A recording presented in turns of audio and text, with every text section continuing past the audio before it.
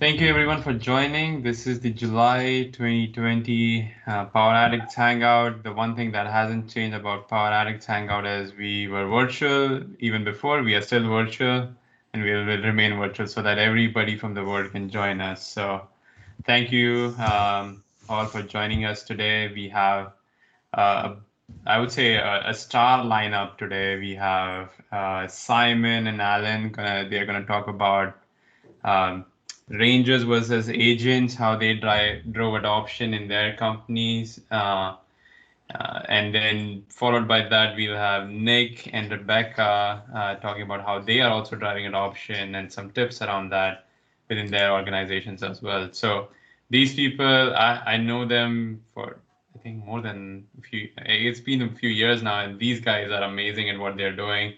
They have led the efforts, the Power Platform adoption efforts in their organizations, and they have these are the masters. So you're going to learn from the masters today. So without further ado, I'll hand it off to Simon and Alan to start us off.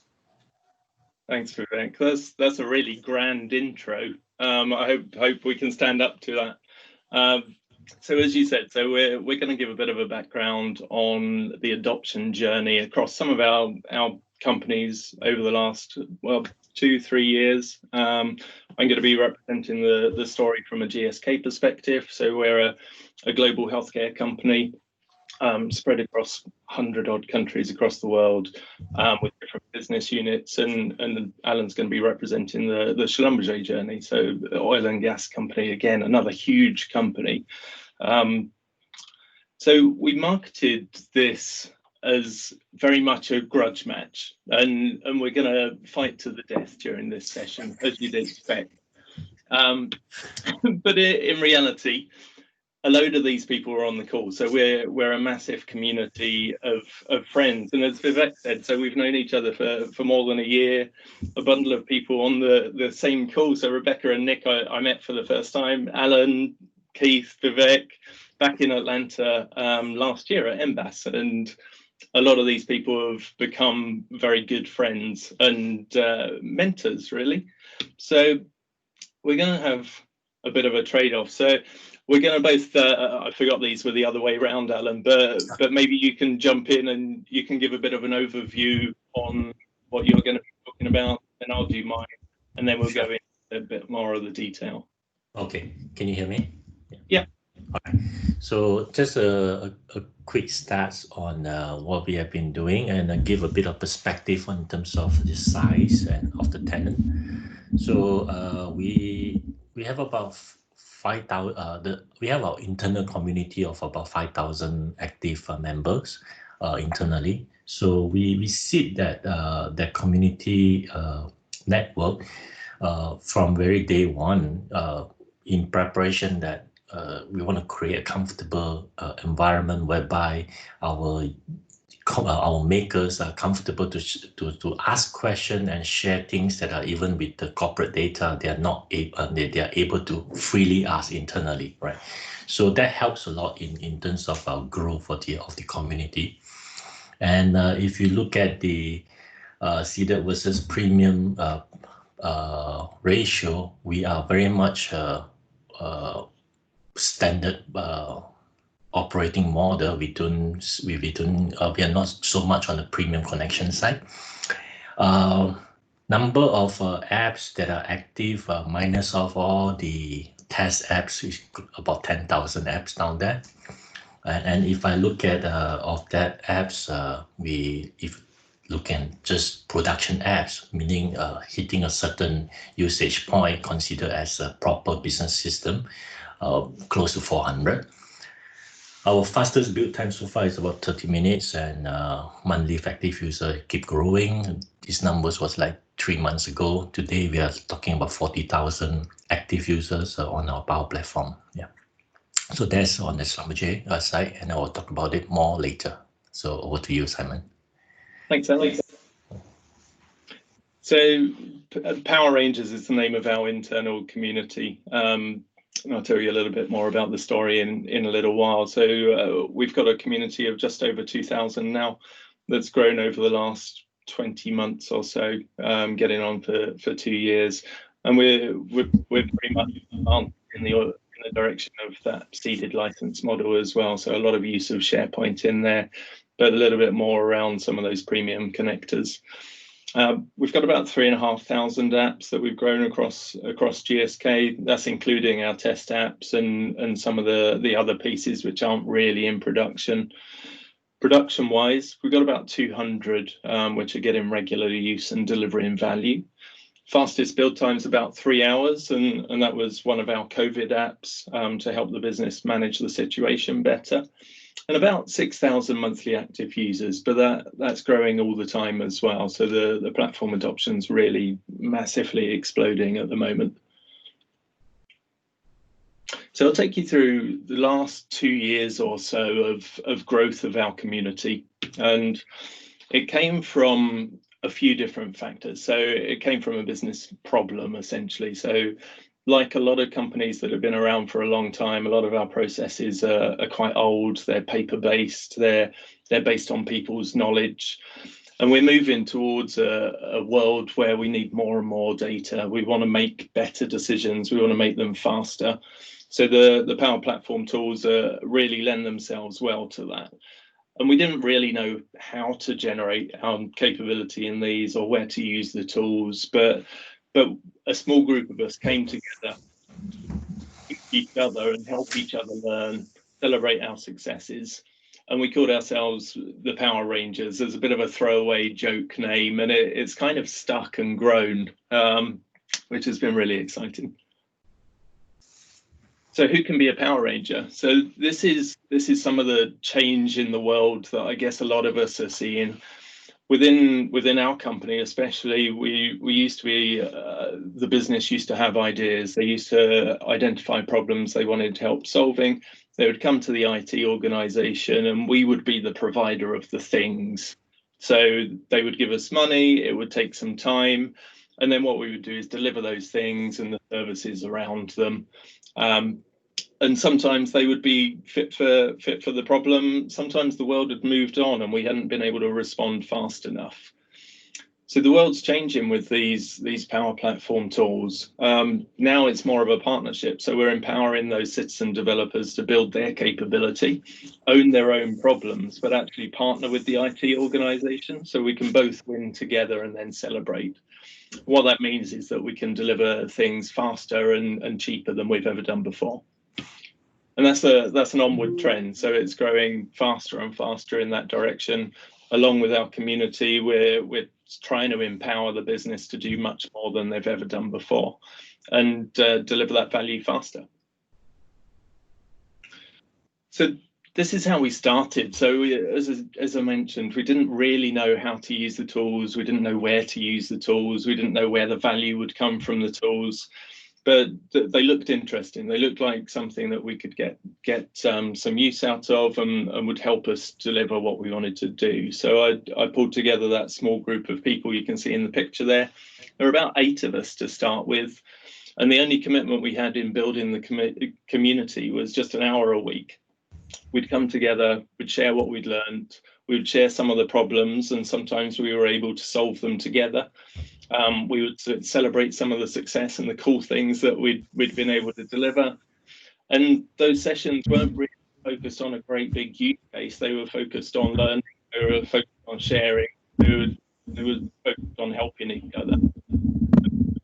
My role, I'd set up the meeting, but I wasn't really a leader of that group at the time, not in a traditional sense, at least. I didn't know anyone any more than anybody else. So although the questions were initially directed at me, I was the servant leader. So I was working out how to unblock problems, how I could connect them into different people, how I could help them learn and be more effective.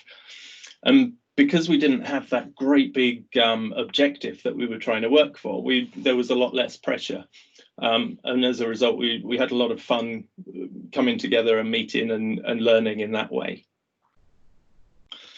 Now, the growth over the last 18 months or so has been massive. So we've gone from those 8 people in that one location in one country and just sacrificing 1 hour a week, primarily to learn.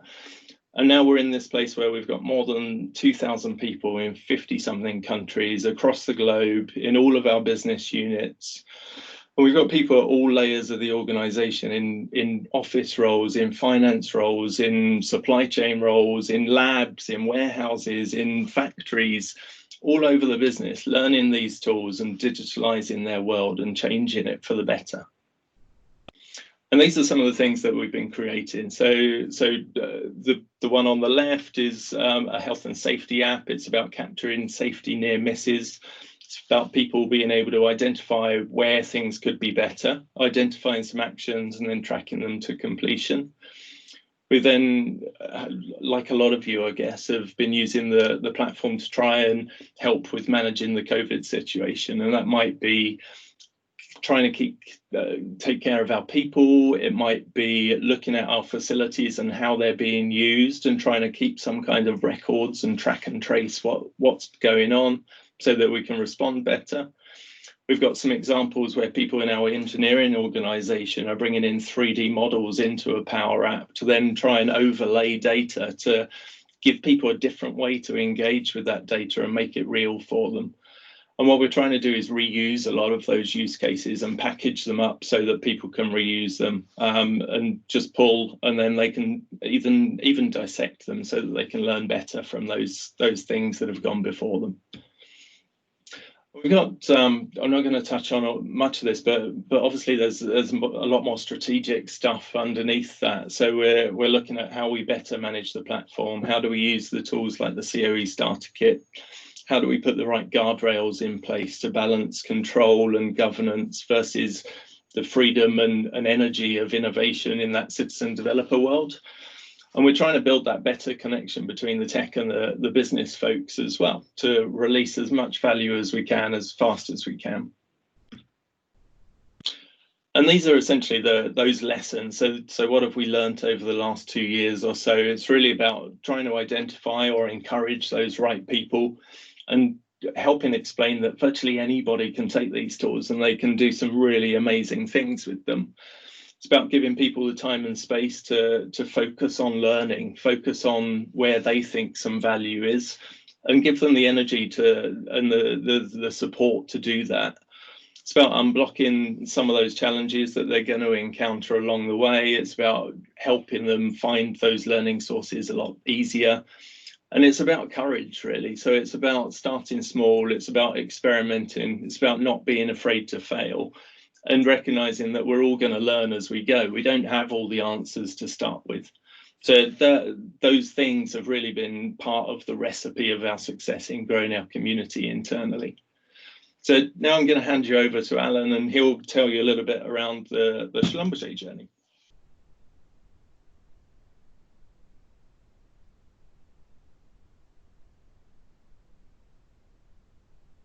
Thanks, Simon.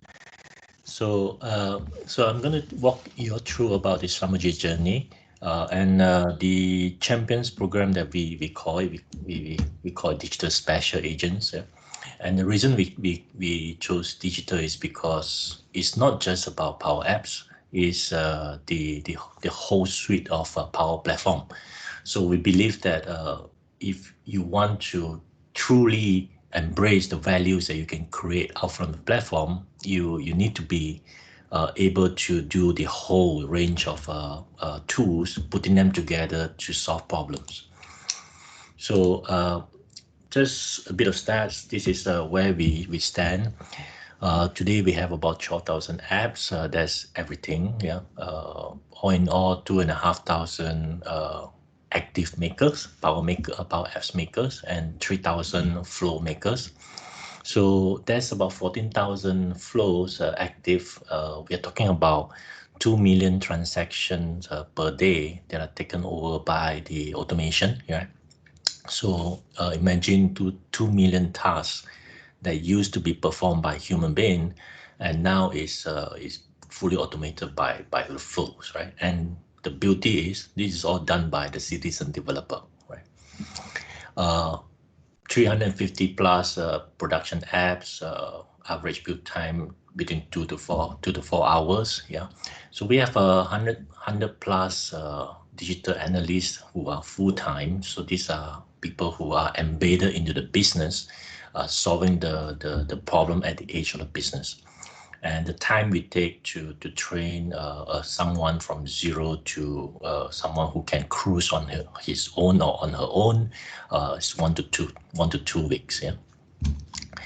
And just where we stand today, a few of screenshots that we have here. So some of the apps here that we are talking about, if you can see on the screen, anything from 1,000 unique user down all the way up to 31,000 unique user for the app. So on the far right, you can see that app is by itself is almost close to 200,000 session counts, right? So it's clearly demonstrate that PowerAddicts is not a Mickey Mouse app, right?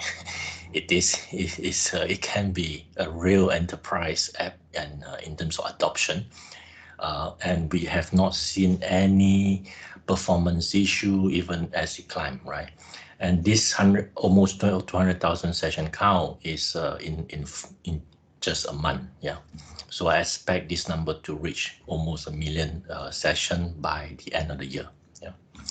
So one of the big question that people keep asking me is, how did you do this especially in an environment where you have such a huge user base, right? So it is extremely important that we have a proper governance and guardrail. So, but to start off with that, we start by instilling the digital culture between the enterprise. So we're starting to train the people to think digital. Yeah. So getting the mindset right, getting them to understand how they can evolve from saying that I'm resisting digital to I am disrupting the business, right? So as you can see here, we have 5 levels of digital maturity. People who tell me, say, don't even get close to a tablet, don't give me a smartphone, right? So those are the people, I call them digital resistor. And people who start playing with Office 365, they're exploring how to use it. Those I call explorer, yeah. And then players are people who start to replace their paper forms, a paper process with a Power Platform. So that's what we call digital player. And people who start bringing efficiency, so process that used to be 20 steps, and now because of the digital implementation, 20 steps has now come down to 4 or 5 steps. So we call it transformer. Disruptor is someone who is able to change the company, right? Change the company, the way we work, mature global process being replaced with digital completely. And in our maturity model, we measure them in this 6 dimension, which is to ensure that when you are busy building things, building apps, building solutions, we want to make sure that you create values, right? You create value to the company, busy for the right reason. And then we measure them in terms of their process compliance. So making sure that you build things safely, build things according to the rules that is defined by the COE, by the IT, that you are your apps are between the boundaries that they be set for. So we look into things like data privacy, performance qualification, application qualification, yeah, and trade compliance. And then we also measure people's technology adoption. So are you just PowerAddicts person, or are you a whole 9 yards of PowerAddicts, Power BI, Power Automate? Are you able to put them together to form a solution, right? And then we also have 3 more secondary traction that we are tracking them in terms of, are you the innovator or are you just the follower? And then digital culture is more on, how do you have a plan to develop the people? Do you have a plan for their career?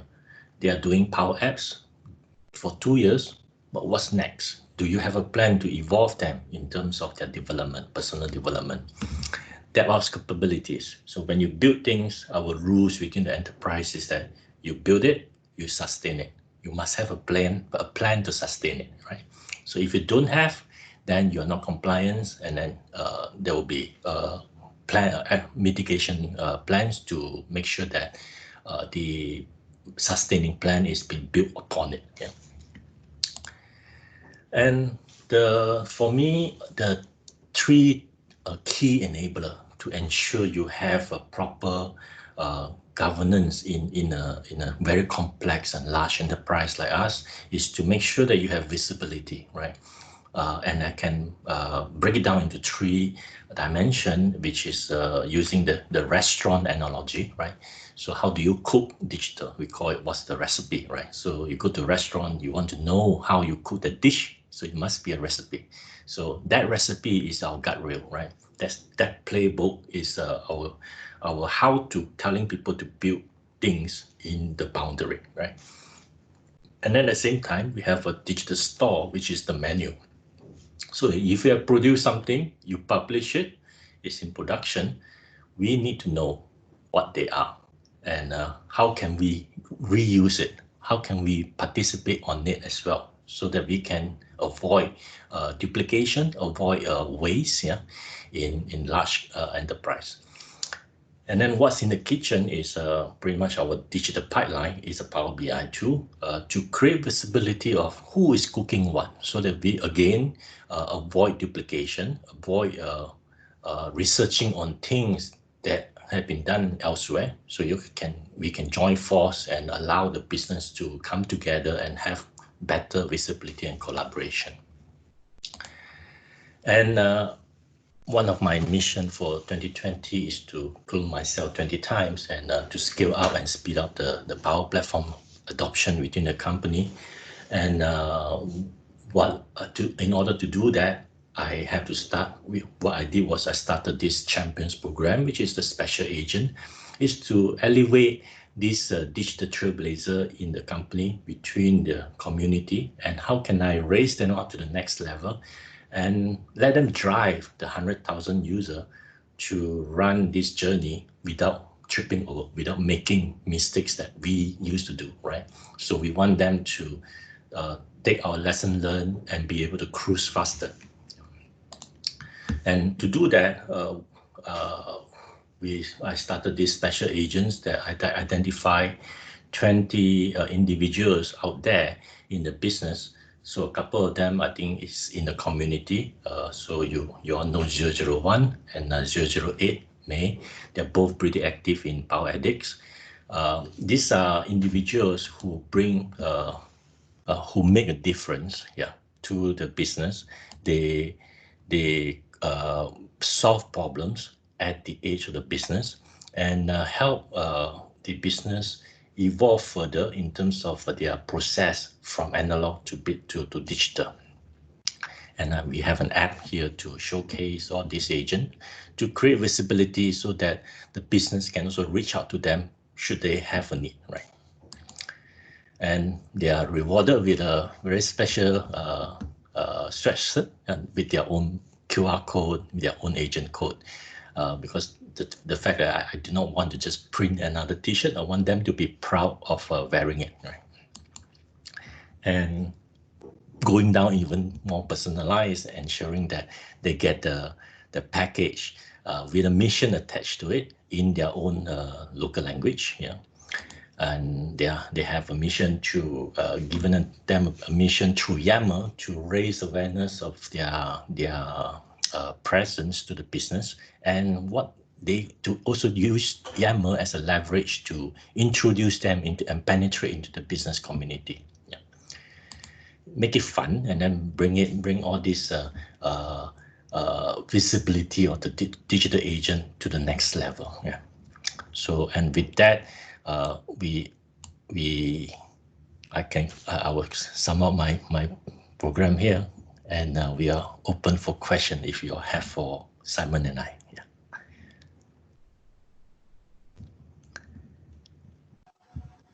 Or we can take questions later. Gita. I've got one actually. Yeah. Can I ask? Sure. So, hey guys, it's Chris. That was awesome. So both of you, thank you very much. That was really good.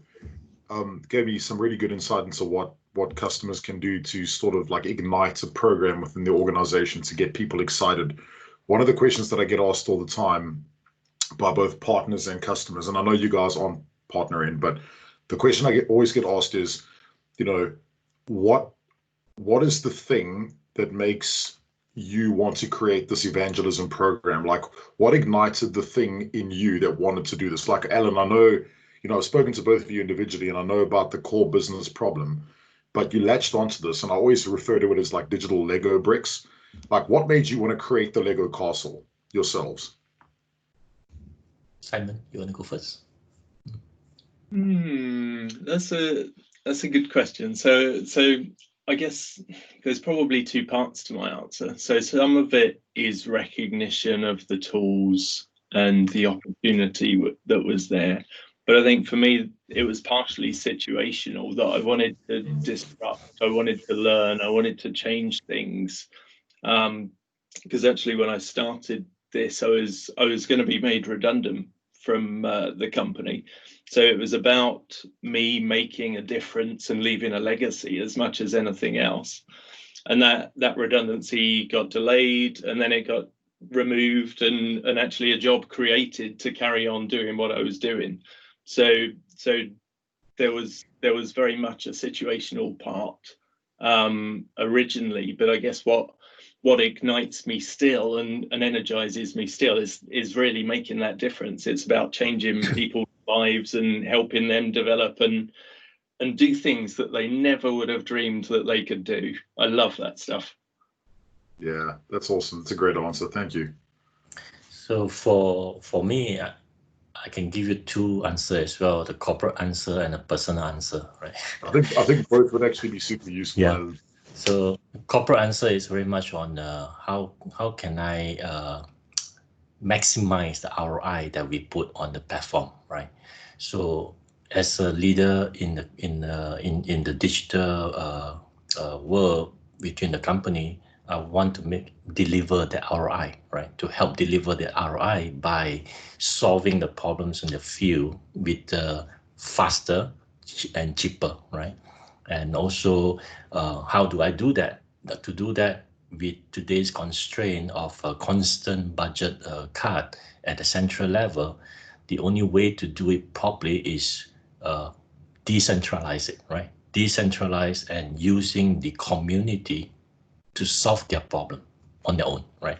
So that's the official side of the answer. Personal side of the answer is I get tired, you know, when all the problems keep coming to me. I need more people to help out. I need to lift up more people who are capable of solving problems, just like me, right? I need to empower them. I need to be able to get them to solve the problem faster, just like me, and they don't have to keep coming to me. Yeah. That's awesome. Thank you, guys. I appreciate that. I'm going to be using that if you don't mind. So thank you. I have a question. Being a new person to Power Platform, how do you guys, you guys said you guys train people within 1 to 2 weeks. What material you guys do, or where do you recommend people go, and what resources do you provide for them? So for that, I will go first, Simon, if you don't mind. What we do is we curate the learning experience. Yeah, we curate a learning experience from some of the key experts. Let's say, for example, they come to me and say, Alan, how did you learn Power Apps? So I say, I watched these 5 videos from Shenyang, that 10 videos from Keith, right? And then I start compiling these learning resources internally, right? To say that for you to move from 0 to intermediate, you need to complete these lessons that Alan has completed. Alan took a long time to search them, right? And I do not want another 1,000 people to go to Google, go to YouTube and search for materials that are not tested, right? Whereas if I have already gone through that painful part of finding the right material, why not just take that and fast track it, right? So we have this thing called pathways. So we create different pathways for different tracks of subjects, so that the rest of the community can just jump on the same pathway. So that pathway is made up of materials coming from the MVPs, from Microsoft blogs, and various forums. Yeah. That's how we accelerate the learning process. Yeah. Yeah, and I think ours is similar, but I think we're a few steps behind you. So what we've done, the way we approach learning within PSK is around kind of a concept of 70, 20, and 10. So 10% coming from like formal courses. So something like app in a day, flow in a day, dashboard in a day. 20% is about kind of relationships and coaching. So a lot of what we're trying to encourage is people to share what they've learned or help each other solve problems through the community. And then 70% is kind of on the job. So we then try and help people connect into real problems that they've got within their work area and help them solve it so that they're learning as they go. So it's a bit more gradual, but we can point, like Alan said, we've got resources which are either formal training or could be Shane and Keith and Vivek and all these folks and more. Those resources are invaluable, as well as the formal Microsoft documentation and everything else that's out there. We try and craft some recommended learning materials. Thank you very much. I really appreciate that information. You're welcome.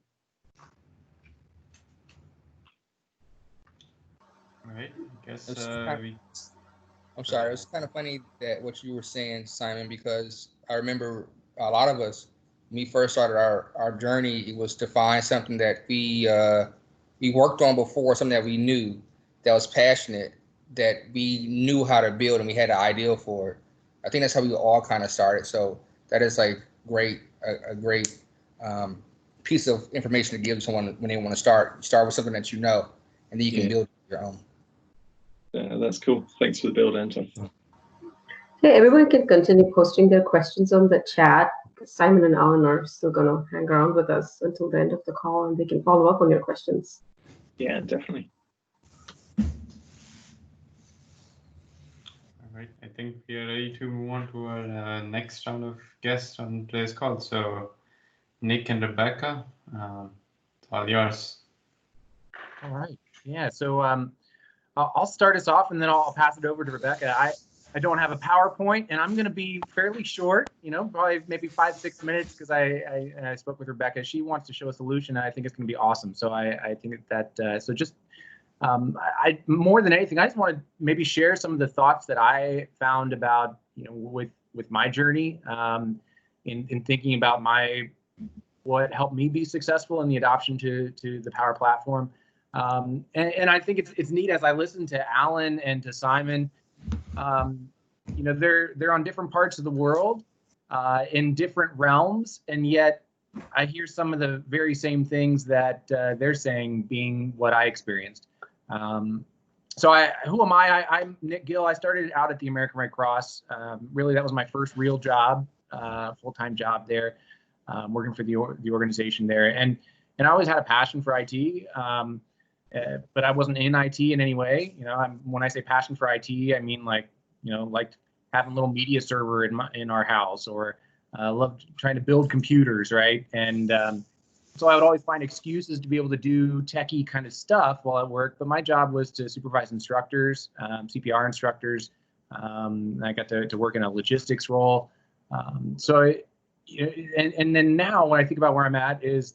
Now I work for Applied Information Sciences, where one of Microsoft's partners, and helping organizations and enterprises adopt the Power Platform and teaching others. So it's been really just life changing, for me at least, as to the Power Platform and being able to really learn something new and really defeat some belief boundaries, I think, in myself.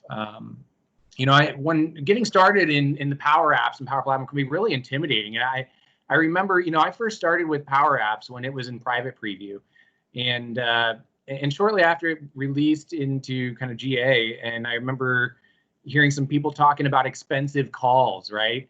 And so from my realm, not being in IT, I remember hearing expensive calls and thinking like calling cards, or like, did someone make a collect call, And so, but that was where my mindset was, right? And so you hear these different things, hearing these people who have already kind of grown up inside of the tech field. And so it's really intimidating. And so I think that for so many of the individuals out there that are adopting the Power Platform, they may not all be in IT, right? And so they may have some of these belief boundaries to where that they've kind of had these barriers that's preventing them from really being as successful as they can. And some of the key things that I heard during really Simon and Alan's pieces there, and what really was the thing top of mind for me before this call, was just this idea of coaching. Sorry, our kids are coming in, but this idea of coaching. And when we think about what is coaching, coaching is believing in somebody more than they believe in themselves. Coaching is committing to wanting to expand the belief boundaries of another individual. Coaching is investing in somebody so that and believing that they can live to a higher set of expectations than they believe that they can themselves, helping them really combat these belief barriers. And so that's been really the theme, I think, for me, is that people in the community being willing to coach, and then also us being willing to coach others.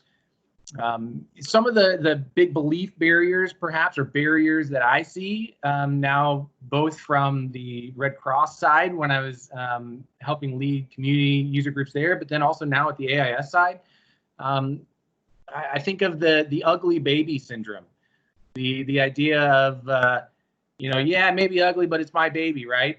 And we do a lot of user group meetings, and always we show the coolest, sexiest apps, right? Because that's just what you do. But and I think about some people that are starting new, and as to a belief or a barrier, perhaps might just be the intimidation of, well, yeah, but I kind of think that it sucks a little bit, it kind of looks a little ugly. And so that was a big piece for me. I remember going to our first MBAS and realizing that, what, nobody approaches the digitization of a paper process by saying that, yeah, we'd like to get rid of this paper process and invest money in this because we're looking for something a little sexier. That's just not what happens. They're looking for something that's more efficient, for something that saves time. And so it doesn't matter if it's just a ugly button on a screen and just some text fields. I remember the first version of the first app that I made and published it out, and we had a couple hundred people using it, and the instructors that were using this thing, they were so stoked, not because of what it looked like or any cool animations or anything. They were just stoked they weren't having to write something on paper and pen and figure out how to feed that Hummer into the scanner, right? So it just, I think that for me, that was a big belief boundary to really try and combat, is just not really caring. And I say that not by saying, not caring by having pride in my work and what I do, but not caring what other people think about it. And knowing that you're going to learn some of the UI finesse kind of stuff as you go through, and as you start following along on like dribble.com or the UI movement stuff, you'll learn a lot of that stuff, but don't let that be a belief boundary of yourself. Something that we did at Red Cross that was very helpful is this idea of the coaching where, and I heard it with Simon, and and maybe Rebecca might say something similar, is these weekly meetings that you have. So we would have a weekly revolving meeting where, and we had a regular revolving meeting, but then we'd have meetings with just individual peoples that we knew were interested in apps, and they were kind of like these get unstuck meetings, helping people as far as they can go, helping get people the tools they need, kind of coaching them along, letting them go for that week, and they get as far as they can, and they get stuck, and it's okay, yeah, what'd you get stuck on? And instead of them just sitting there frustrated by themselves, it goes back to what like Simon or Alan had just said of, honestly, we were probably stuck on the same thing, and we could easily just point you in the right direction there and help you get unstuck with that piece, and that it's nothing to be ashamed of. The component libraries I've seen now being at AIS, I've seen the component libraries be something that's been huge, where we're able to not just jumpstart people with the things like the app in a day trainings and whatnot and getting people making apps, but actually giving them then some of that kind of sexier looking stuff that they can just go ahead and grab and take and use. And then they can break it apart. You know, we make sure that we give people a lot of that co-owner experience or co-owner rights to a lot of the stuff so that they can break the stuff apart and break it, right? And see how it works. And maybe even come back and say, hey, you know what, I found out a better way to do this. And I think that all of that, this idea of really coaching people, coaching peers, and really coaching each other, I think that develops really a culture of sharing and a culture of learning. And those are the main themes that I see as you know, being now at two different places and hearing from some of these different organizations. It's this passion for learning. It's a passion for coaching people. Turn it over to Rebecca. She's going to tell us a little bit about user adoption and show us some cool stuff. Yeah, and I will add on what you said. My hardest part with helping people with it is not saying, hey, let me do it. It's so easy to just say, like, give it to me real quick and I'll fix it, but nobody really learns anything like that. And I have to, like, I mean, sometimes I do need to play around and figure out what I think is the best option to help. But then you have to follow up with the person and explain it and show them and let them kind of do it. So it's, especially when, you know, you're busy all the time and stuff, it's so much easier to just say, I'll fix it. But that's not helping anybody. So that's definitely my part that I struggle with sometimes with helping other people. So what I was going to share, I'm with a smaller organization than most of the other people. So we have about 250 employees. We're based out of Houston. And out of that, I would say maybe 150 of them actually use the tools. I have a lot of apps. I would say probably 60 right now that are active. And that's all I do. I build apps and I do everything in Power Automate. That's my full-time position. A lot of the apps that I have are pretty simple. They're just form submittals. You know, we have a tech in the field. He's working on a unit, and instead of him having to fill out a paper form, he does it from his phone and it sends it into the office, that type of stuff. And then we've got some that are really complicated. The ones right now that I was going to share that we've been doing a lot of, and this has been kind of because of COVID, is I have a lot of approval ones. So let me get this to open real quick. I normally have multiple screens, but I didn't have a camera, so I'm like having to do one screen. I don't even know what to do with myself. So bear with me real quick. So a lot of the approval processes were done either with physical signatures or sometimes through email. But with us trying to reduce contact and having more people work remote, the physical signatures was just not working well for right now. But now that we've been doing this for a few months on several different processes, I think it's safe to say we'll probably keep it long after all of this, because there's just a lot more information that can be stored. It's way faster in regards to the full process. So the one I was going to show today is just an simple approval process for opening a job.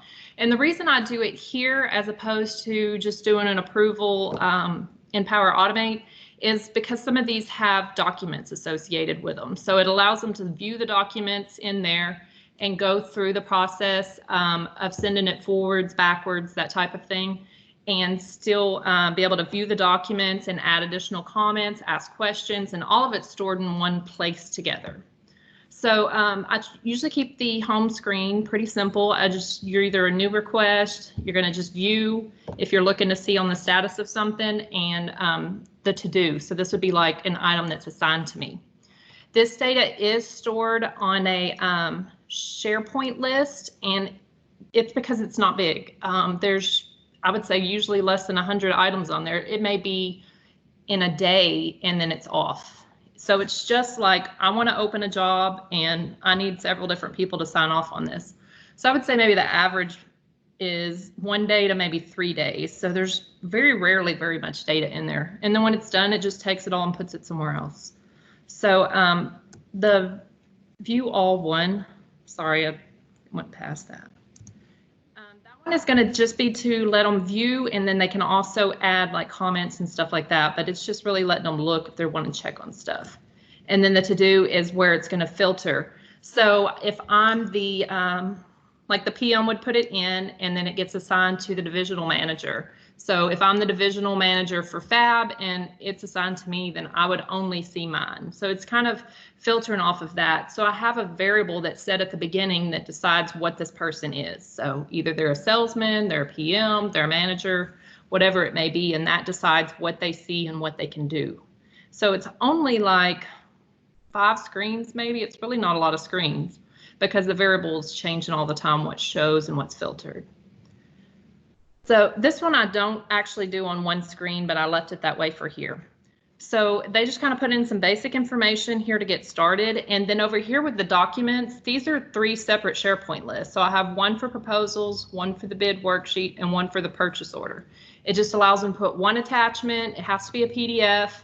And this is because it's going to allow the versioning also. So I used Access before I started with Power Apps, so I tend to do everything off of ID numbers. It's just what I'm used to, so that's my key field. And so I always carry those ID numbers over. It makes it a lot easier on Power Automate because you can do get item instead of the items, and it makes it a little cleaner. So I do this will submit 4 different SharePoint lists. New entries whenever you do this, and it submits it. So the PM, he comes in, he says, I want to open a job, and these are the documents he has to have to be able to start that process. So he puts in his little bit of information and he uploads those 3 documents, and then it's assigned to the manager. So then whenever each person comes in on the to-do section, they can see which ones they need to do. So you can kind of see the details and they can edit it.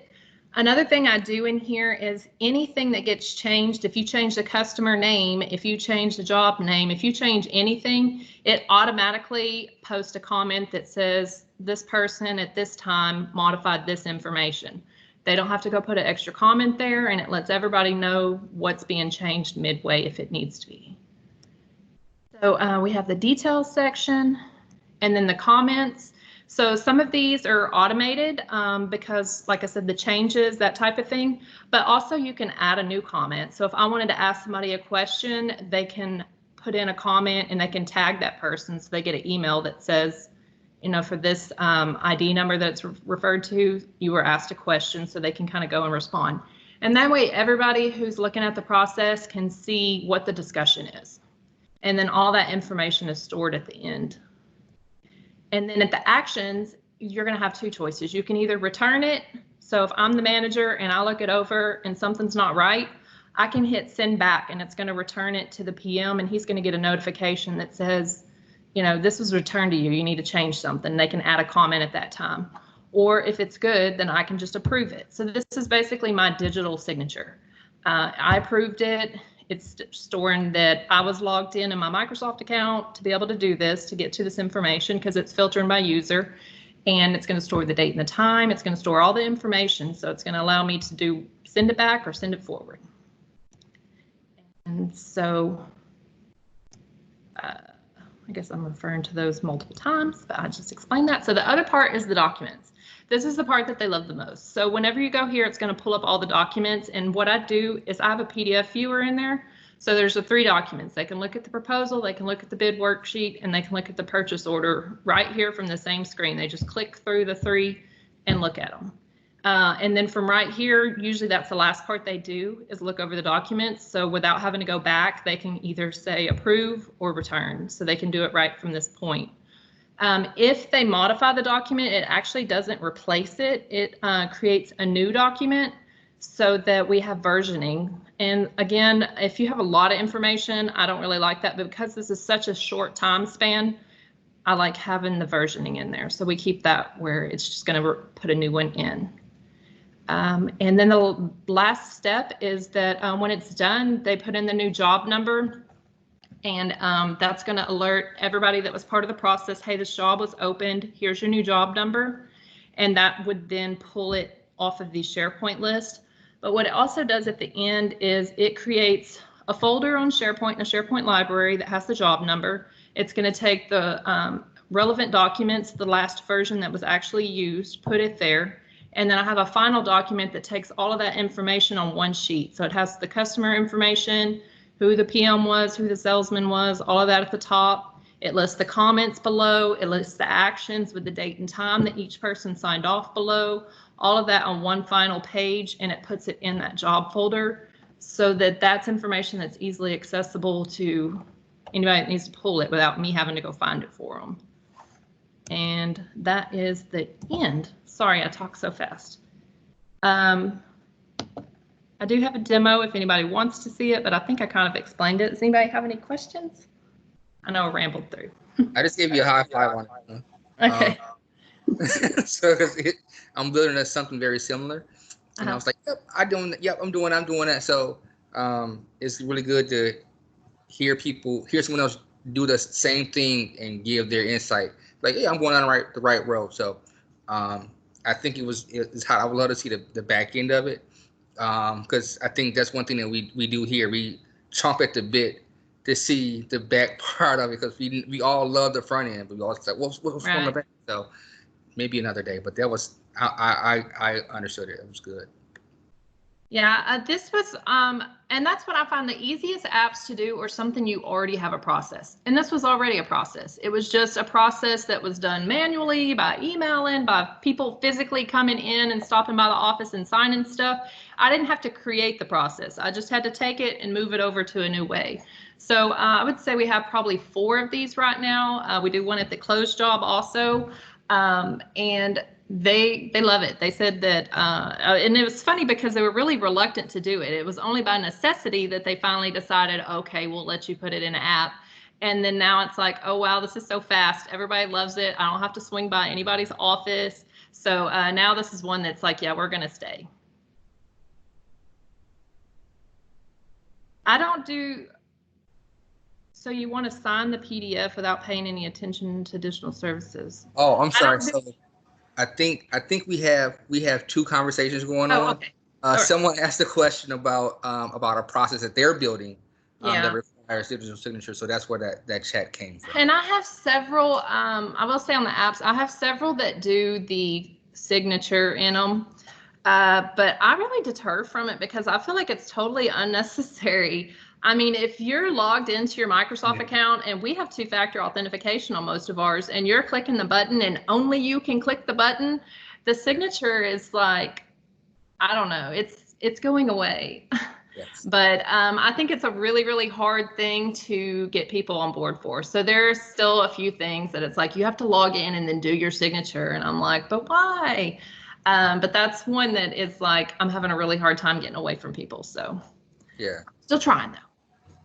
Yeah, I've seen cases where we need signatures just from an audit trail perspective, like just, tracking who did what at what point in time, and then you want to have that retention of whatever happened, like historical record of whatever happened. Those are the use cases that, I've seen people being okay with tracking signatures and dates, and especially when you have multiple people involved in the process and it goes through stage to stage. Yeah. Yeah, and we have a few that it's a document that is required to have a signature because when you send it to the customer, they want a signature on it. There's going to be stuff, but to have somebody walk up to a unit and have to do their signature in our case, to do their signature on it instead of the person click the button that they approve it is no different. It's I don't see the point, but a lot of people just really like that signature, so it's okay. I think it gives them that official feel, like official, because it's been. And that's what a lot of people say. So then I go and like to pull up all the examples of how many people just put an X or wrote their initial or something because it's in their phone. Whose signature looks right on the phone? Yeah, and whose signature looks the same when you go to the to use your credit card, your debit card, when you're using the little thing, like it doesn't. It's not your signature. It's like whatever. You're just scribbling something and getting done with it. Yeah. Approved. Let's go.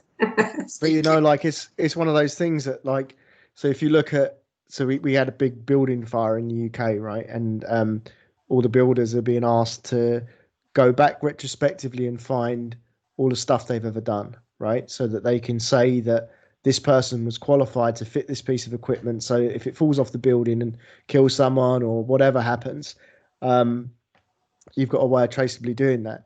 Now, if you fast forward a little bit here and you think, well, you know, the courts are like, let's face it, the courts are still pen and paper, and you've got to stand up in court and say, oh yeah, like there's this digital signature that's all sort of smoke and mirrors, and that person's left the business, and that person's going, they're challenging it in court, going, nah, man, that's not my digital signature. I didn't make that. And you're going, well, you did because blah blah blah. And he's like, no. What? Show me your signature, right? Okay, that is your signature. So, yeah, I would actually like be sitting there going, do you know what?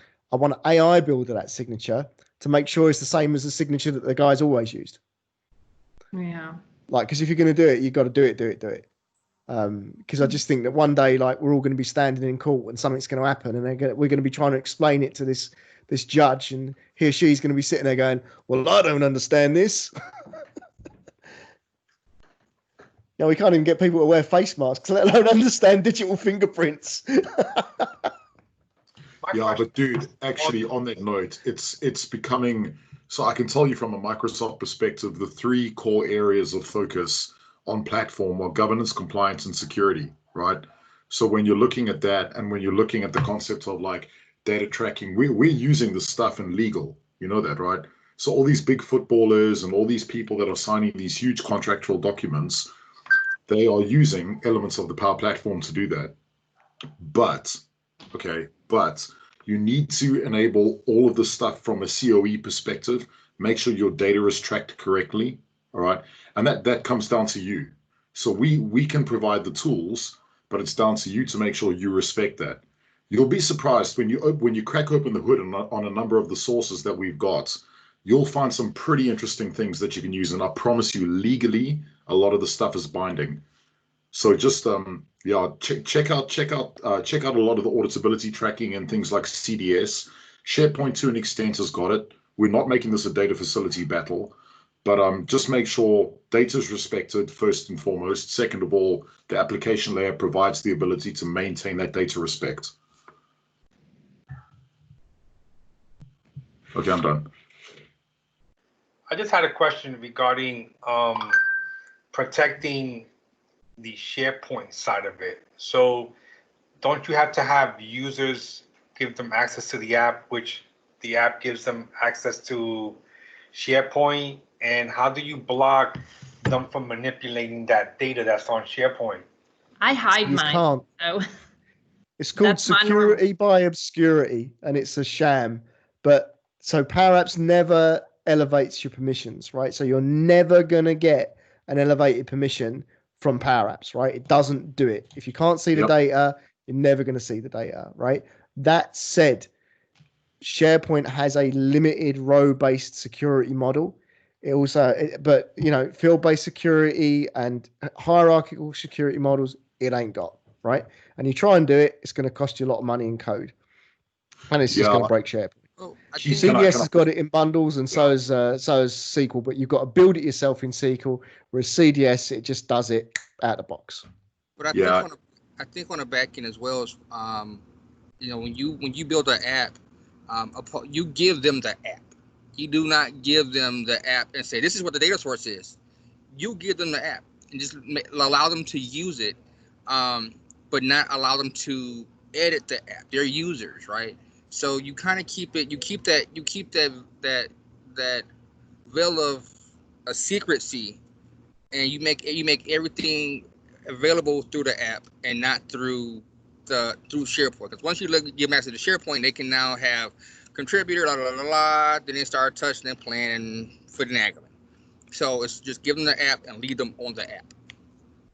Yeah, PowerAddicts doesn't magically give you, amazing user privileges. And actually, that's actually one of the first things we find when we're looking at things like shadow IT and all that kind of thing, is that when you're building a solution from a flow perspective, Power Automate flows, from a PowerAddicts perspective, the data is secured at rest. But if you give read-write access to every single person in your organization to your data, that's your fault. So what we do, and actually, I love the fact that Rebecca, Alan, Simon, and Nick have mentioned this. Actually, there's a continuous thread of like center of excellence and understanding the type of data that's being leveraged. So once you understand that, and you get a great visibility in your business of how that works, it doesn't matter how many apps people build. That's irrelevant. What happens is your data security is kept intact. And that's the real thing, you know. And like I said, there's the data facility that you use. Every single one of these has a user story, right? It's really just about you guys making sure that that's kept intact. And that's why you have people that are on this call to help out with that.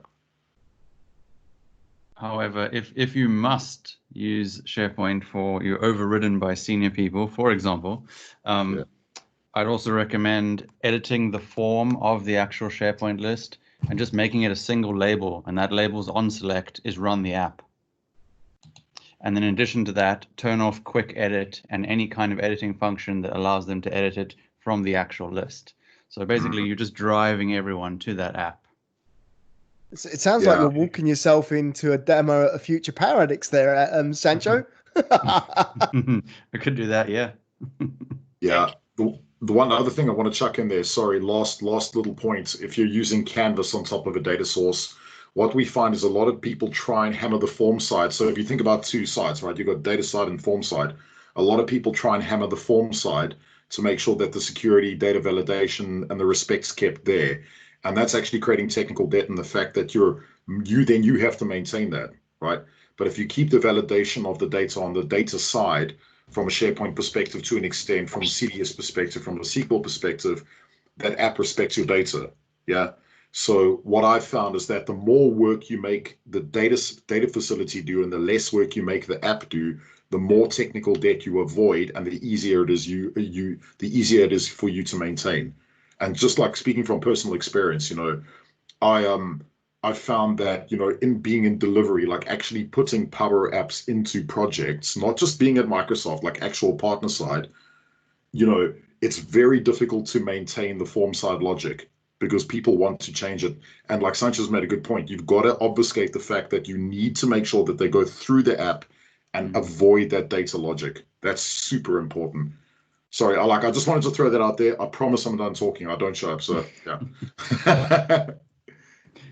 I'm bringing you a beer, one way or the other, because right on point, yo, right on point. They're already damn beat. Wait, I've got a magic trick. Watch this.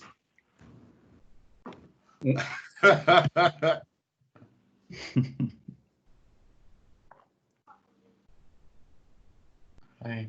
Any other questions? If anyone has, feel free to unmute yourself and ask. I know we are over the time, but I guess are available for a few more minutes.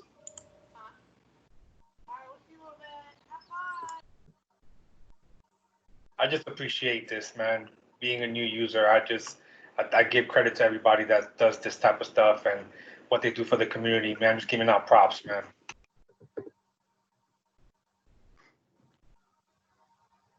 I'm sorry, I had a question. Like, do we cover Power BI?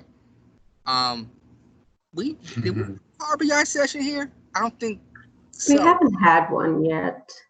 You should. It's part of the But platform. I mean, we always have the PowerAddicts who are experts in Power BI who can help answer questions. And we have Simon here who has done so much in Power BI. Yes. I can try. I'm not sure about an expert, but I've certainly played with it for 18 months or so. And I mean, we do understand we have been more kind of inclined towards Power Apps and Power Automate, and Power BI is more of, like, at least on the Hangouts, we have tried to include it in some solutions, but it's not been the main topic. So we'll take that feedback and try to bring in some more Power BI. Hello. All right. My name's Bob, and I'm new to this forum. I've been using Power BI or Power Apps from about the second day they were introduced. I've gone through all the transitions. I live in a government community cloud, so for anybody else that's in that cloud, it's unique. We don't get all of the capabilities that you have in the regular commercial cloud, and we've gone through a lot of rewrites of apps in order to make them work.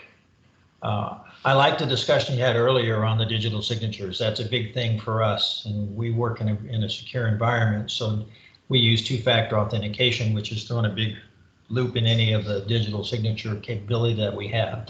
So we're still looking for solutions to that one. The other thing, and I won't take too much of your time that I'm working on right now, we got it to work, is we do use the full role-based security model of PowerAddicts. And we're a CDS environment, so that makes it very, very nice to do that kind of stuff. We also have many, many applications that I've written for SharePoint. And I kind of like the Grinch. I use my 32-foot pole to kind of stay away from that when I can, because it gets really complex trying to handle SharePoint and PowerApps at the same time. Sorry. But CDS is much simpler, and it's working quite well. We run into many of the operational limits put on us in the cloud about how fast things can go, how much data you can move back and forth, et cetera. And we've gotten around that because we import and export huge amounts of data. And our PowerApps take advantage of that, and we've had some problems there. But the one I'm working on now that some of you might be interested in is we do delegation of authority in our PowerApps. So we have people that are delegated to do things and only they can do them, but we don't have enough of those people, especially in the COVID environment, and people can't get around, they can't go see things. And so we have to delegate authorities to other people. And we're now hopefully solving that problem where a manager can delegate a certain amount of authority to one of his staff, and that staff can go on in the manager's name and get things done. And then we come right back to the digital signature problem. They've got to produce a document that someone has to sign. Well, the delegated person is not allowed to sign it. And so it has to go back in some very controlled, rigorous process back to the person who allowed the delegation to happen, and they have to sign it. So that's the kind of problems that we're working on. And the reason I asked the BI question, I was the one who asked the BI question, is one of my assignments is I act as one of the primary analysts to figure out when our particular segment of the government may be going back to the office. And so we use BI very heavily to analyze COVID data all the way down to the county level.